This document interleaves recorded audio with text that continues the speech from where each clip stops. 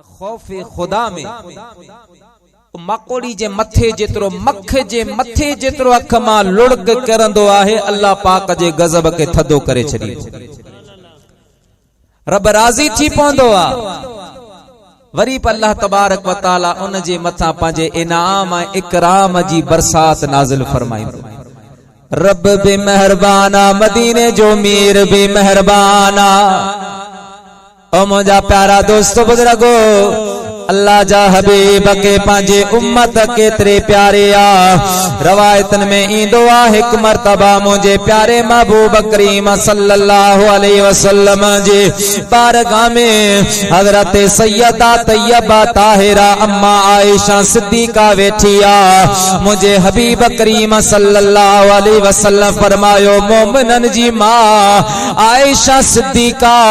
अज जेको घुरणो अथई घुर तमाम मोहम्मद तोखे अता फरमाया। सुभान अल्लाह। आयशा अज जेको घुरणो अथई घुर मां तोखे अता फरमाया।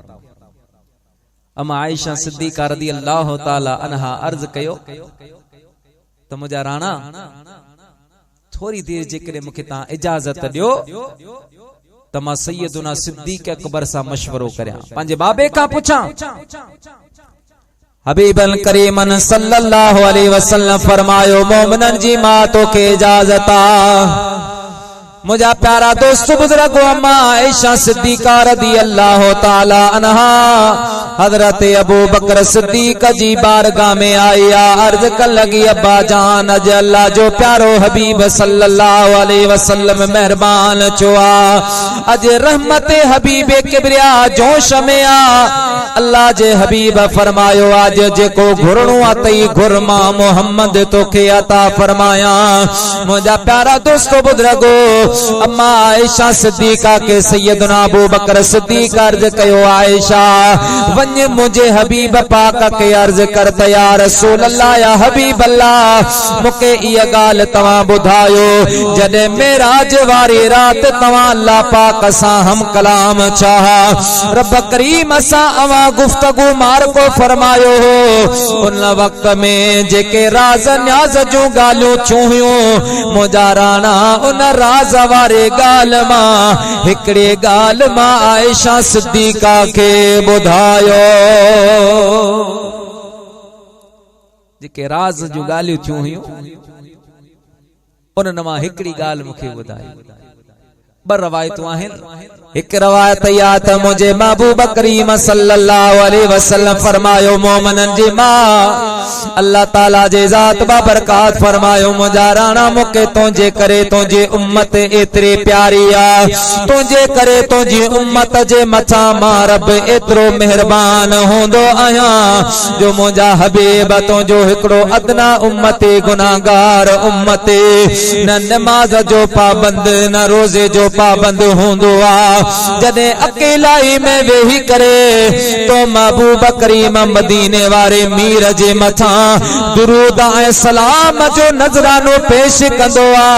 त मुंहिंजा राणा हिकु दफ़ो न ॿ दफ़ो न टे मर्तबा न बल्कि मां रब करीम उन जे मथा 10 मर्तबा निगाहे रहमत फरमाईंदो आहियां। सुभान अल्लाह। राणा हिकड़ो तोते दुरूद मोहब्बत मां पढ़े त मां रब उन जे मथा 10 मर्तबा निगाहे रहमत फरमाईंदो आहियां। याद रखो मुसलमान जे रब्बुल आलमीन जे हिक मर्तबा निगाहे रहमत नसीब थी पए त उन शख्स जे मथा दोज़ख जी बाहि हराम थी वेंदी। बे रवायता त मुझे महबूब करीम सल्लल्लाहु अलैहि वसल्लम फरमायो मोमिनन जी मां अल्लाह ताला जे जात बाबरकात मुके इरशाद फरमायो मुझा प्यारा महबूब तुझे उम्मती मां जेको भी उम्मती तुझे उम्मत मां जेको भी मुसलमान के टुटल दिल के जोड़ी दो तमा रब्बुल आलमीन उनके बगैर हिसाब किताब जे जन्नत अता फरमाईंदो आहियां। सुभान अल्लाह। हबीब टुटल दिल के जोड़े परेशान मुसीबत में मुसलमान उनके तसल्ली दे उनके दिलासो दे अदा दुख जा ॾींहं थोरा हूंदा आहिनि दुखनि जे पुठियां सुख ईंदा आहिनि रब्बुल आलमीन जो इम्तिहान अल्लाह जी आज़माइश मुझे हबीब पाक जो फरमान जॾहिं भी मुझे उम्मत ते मुसीबत ईंदी परेशानी ईंदी परेशानी उनके सताण जे लाइ कान ईंदी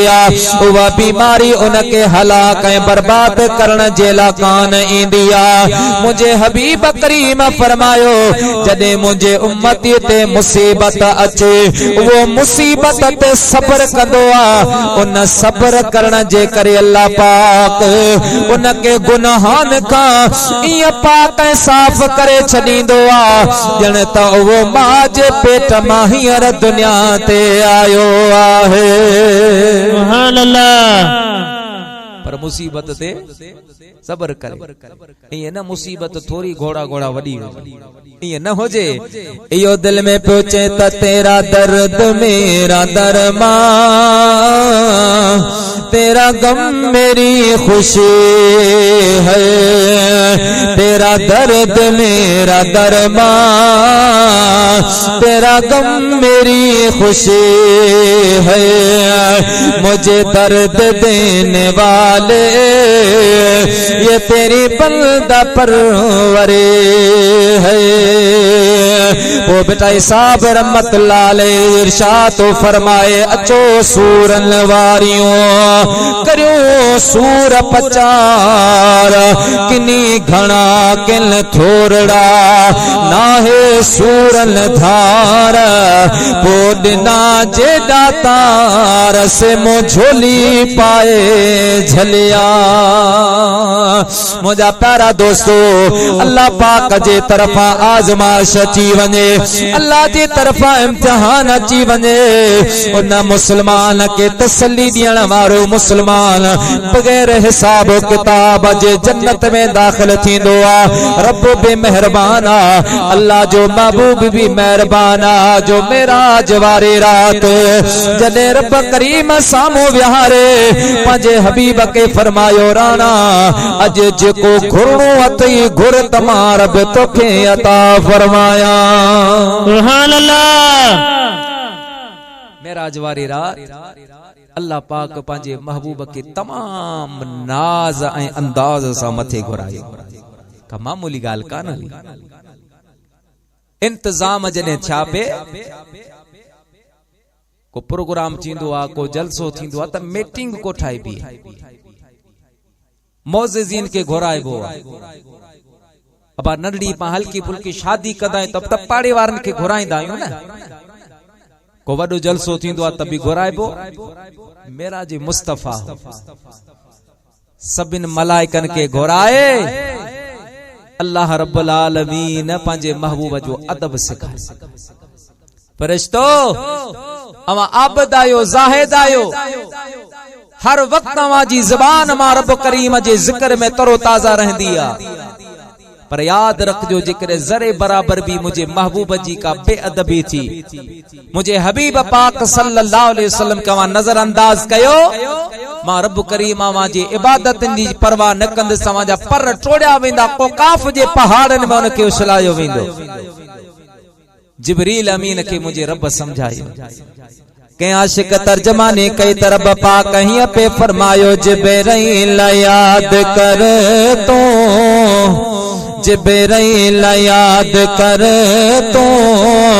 न्यापो नहीं विसार जा निंदमा नबी करीम के तो कदम चुमी उठार जा जिब्रील याद कर तो जिब्रील याद कर तो न्यापो नहीं विसार जा निंदमा नबी करीम के तो कदम चुमी उठार जा सुभान अल्लाह मलाइकन के समझाई जरे हबीब आया अल्लाह ताला जे जात बा बरकत फरमायो मुजा राणा अज जेको घुरणो अते हबीब घुर महबूब चपन मा चो चप चोरण तो जो कमा हबीब तलब करण तो जो कमा ता करण मा रब्बुल आलमीन जो कमा मुझे महबूब करीम सल्लल्लाहु अलैहि वसल्लम इरशाद फरमायो मुझा मौला मुके दुनिया नथी खपे मुझा मालिक मुके बादशाही नथी खपे मुके जे करे मालिक अता फरमाए तो त मुझे उम्मत जे माफी अता फरमा सुभान अल्लाह एतरो उम्मत सा प्यारा जो मुझा महबूब जो काबे जो तवाफ भी कंदा हा तब उम्मत के पे याद कंदा हाँ मकाम इब्राहिम ते साईं नफल पिया पढ़ंदा हा तब उम्मत के पे याद कंदा हा एतरे ताईं किन रवायतन में ही भी आयो आ त जडे मुझा महबूब करीम सल्लल्लाहु अलैहि वसल्लम वालिदा सैयदा तैयबा ताहिरा अम्मा आमिना रदियल्लाहु ताला अन्हा जे शिक में अतहरमा दुनिया ते तशरीफ फरमा छा तो मुझे महबूब करीम पांजा नंढड़ा हथ मुबारक मथे खणी अल्लाह जी हमद सना बयान कई ए फौरन इयो अर्ज कयो मौला मुझी उम्मत मुखे बख्शे दे सुभान अल्लाह मुझी उम्मत मुखे बख्शे दे ओ मुझा प्यारा दोस्तों एडो मेहरबान नबिया हजरत सैयदना अनस बिन मालिक का रवायत त एक मर्तबा मां के शौक चो माजी दिल घुरियो त अजमा मदीने वारे मीर सल्लल्लाहु अलैहि वसल्लम जे पुछा वनी तहज्जुद जी नमाज पढ़ा हबीबन सा गड बिया इयो याद रखो मुझे महबूब करीम सल्लल्लाहु अलैहि वसल्लम जा असहाब तमाम अदीब होंदा खुदा जो कसम रात मो हिकड़ो किताब पढ़ियो पे त हजरत नबी पाक सल्लल्लाहु अलैहि वसल्लम जी वफात मुबारक खां बाद में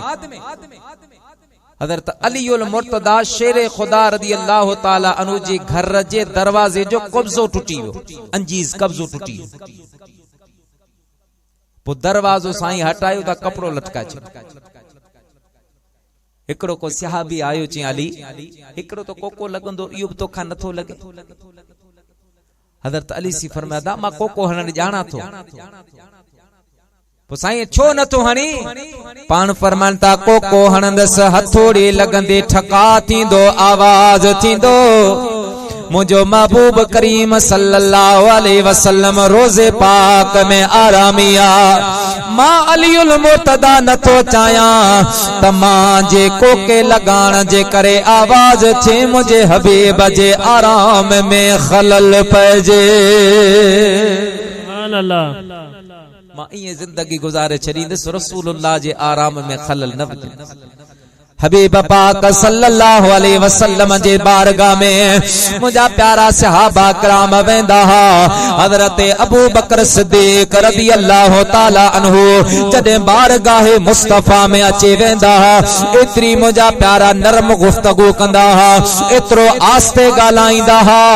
जो पासे वारे के खबर कान पौंदी हुई जिया के कन्न में गाल बुधाए बिया इया गाल हजरत अबू बकर सिद्दीक कंदो हो हजरत अमीर उमर ता एतरो आस्ते गालाइंदा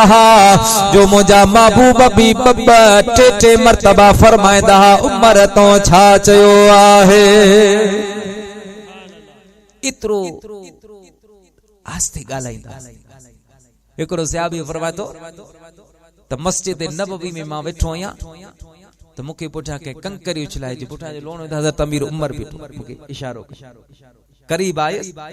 मुके कन्न ते वात रखी चो मस्जिद शरीफ में जेके ब माण्हू वेठन के वठी मां जो उनके वठण हजरत अमीर उमर मस्जिद नबवी का काफी छिटो वनी बीठो वे आया पान फरमाई तमा केर आयो किथा का आया आयो अर्ज क्यों के बला सा ताइफ का आया है हजरत अमीर उमर फरमायो अज जे करे तमा चोहा मदीने जा आयो त उमर जे सजा खां बचे न सगो हा मां तव्हां के मार ॾियां हा या अमीरुल मोमिनीन असां केड़ी गलती कईया पान फरमा लगा तवा मस्जिद नबवी में बुलंद आवाज सां गुफ्तगू पे कई पान में मार को पे कयो अवा के खबर ना है मस्जिद नबवी जे पासे में हरी में नाज गुंबद खदरा आहे उन गुंबद खदरा में मुझो प्यारो महबूब करीम आरामिया अवा जे गुफ्तगू जे करे मुझे हबीब जे आराम में खलल पे यो मु उम्र का बर्दाश्त न थींदो अज तवा के बुधाया तो बियन के बे पैगाम दिजो जदे मस्जिद नबवी में अचो त एतरो आराम सा गलाए जो मुझे दिल बर मदीने वारे जो आराम खराब न थिए सुभान अल्लाह रब करीम एड़े अदब जो जरो तवा सा के भी अता फरमाए आमीन असां जी त सही वात में पान गुटको पियोंदा असां नबी साईं जो जिक्र पिया कंदा नबी ते सलात पिया पढ़ंदा होटल ते वेठा आहियूं चाह पिया पींदा हिकिड़ो वहाबी चवंदो नबी बशरात चवंदो नबी नूर महबूबन करीमन सल्लल्लाहु अलैहि वसल्लम जी शख्सियत जे मथा असां बहस पिया कंदा पान के आशिक रसूल समझंदा आहियूं ना केर भी सवाल करे तोखे उन सां बहस करण जी जरूरत ना है उनके तू चोबा तुझो मजहब तोखे मुबारक जेकॾहिं मूंखां पुछी थो त मुंहिंजो अक़ीदो इहो आहे त या रसूल अल्लाह या हबीब अल्लाह हिन कायनात में अल्लाह तबारक व तआला खां बाद में अगर कंहिंजो मकाम आहे त मदीने वारा मीर उहो तव्हांजो मकाम आहे सुभान अल्लाह वधीक उनखे जवाब ॾियण जी ज़रूरत ई न आहे तव्हां सां वटि कहिड़ो इल्मु आहे हज़रत शाह अब्दुल हक मुहद्दिस दहलवी रहमतुल्लाह ताला अलैहि को हल्को फुल्को आलिम ना है ई उहो आलिम आहे जिंजी उम्र शरीफ 50 साल खां जॾहिं मथे थी तॾहिं दिल में ख्याल आयसि त जिंदगी जा आखिरी ॾिहारा महबूबन करीमन जे पाड़े में गुजार 50 साल हिंदुस्तान में गुजारिया हाणे जिंदगी जा आखिरी ॾिहारा मदीने पाक में गुजारजन सो पंहिंजे संगत साथ के घोराए शागिर्दन के मुरीदन के घोराए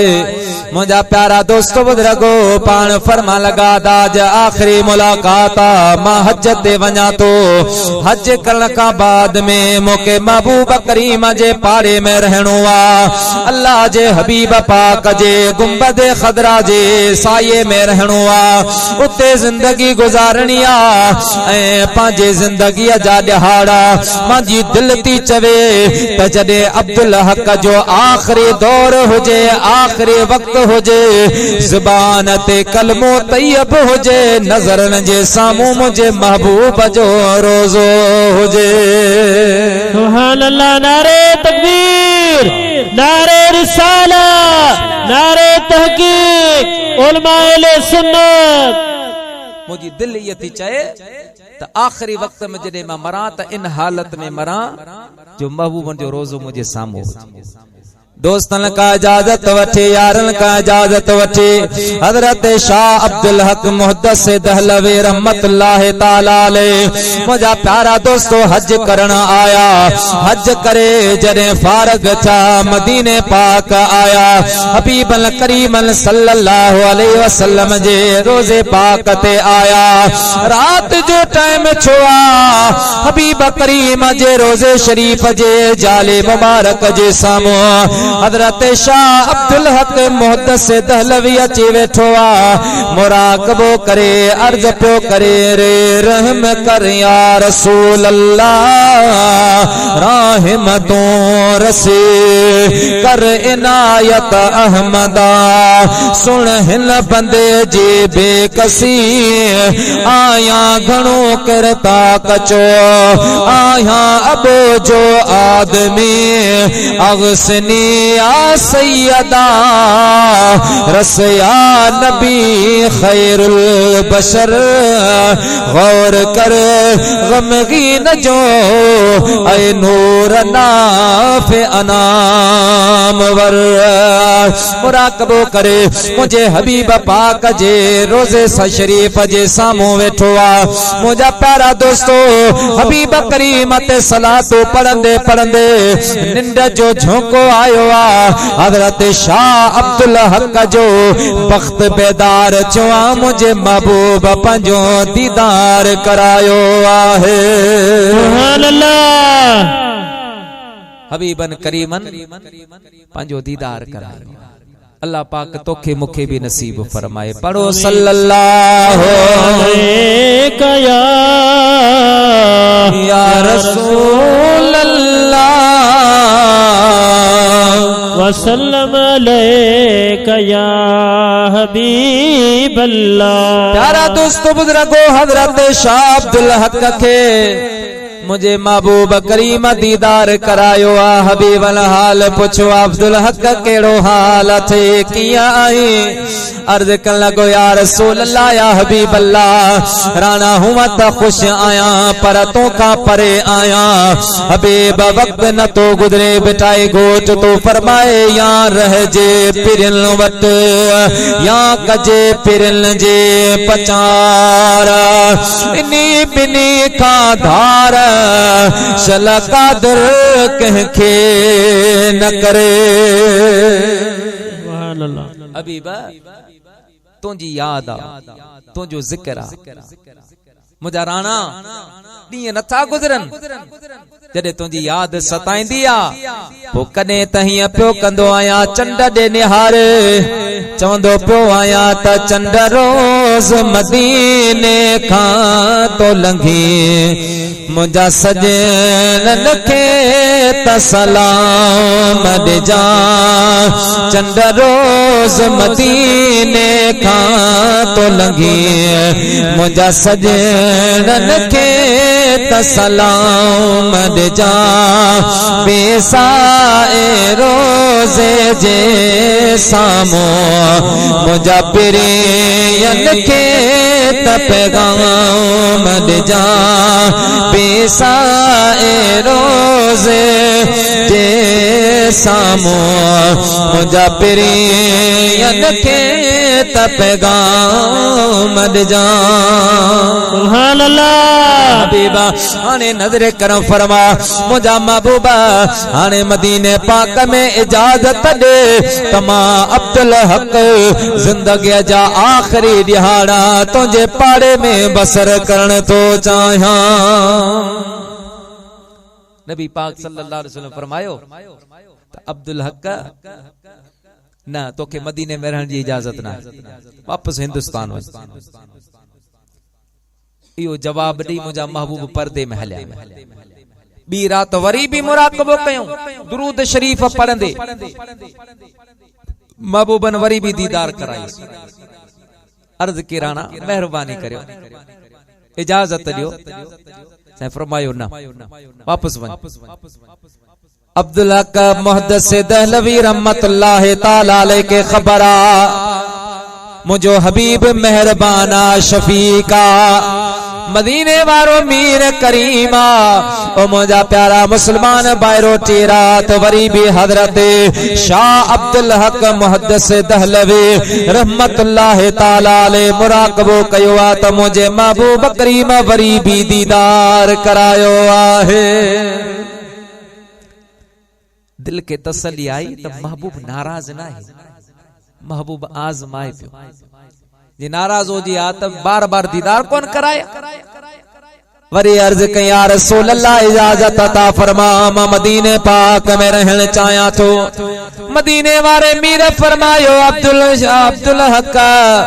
असांजे बारगाह जो यो दस्तूर मां मुस्तफा जे दर ता कदे भी को सवाले खाली हथन कोल मोचो आ जेको आयो आ झोल फरीदो वियो आ तू भी सवाली बन जे आयो आहे तोके खाली हथन ते नथा मोटायो पर मां तोके चवा पियो त वञ अब हिंदुस्तान में मुझे दीन जी तबलीग कर, दीन जो पैगाम पहुंचा। ऐ तोखे शौक़ आ मदीने पाक में रहण जो, तमाम मुस्तफा जो फैसलो बुधी छॾ। ऐ अब्दुल हक जे कदे मदीने पाक में रहंदे तोखे मुझे रोज़े पाक जो दीदार नसीब थींदो, पर जे कदे मां मुस्तफा जो चवण मञी करे हिंदुस्तान जी सरजमीन ते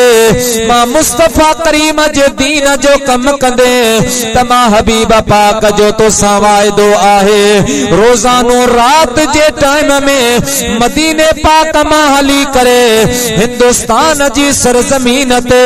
तोखे पंहिंजो दीदार करण मां मोहम्मद करीम जो कम आहे। सुभान अल्लाह। अब्दुल हक मुंहिंजो चवण करे जे हिंदुस्तान में तो तोखे दीदार करण मां मुस्तफा खौफ खुदा में माकोड़ी जे मथे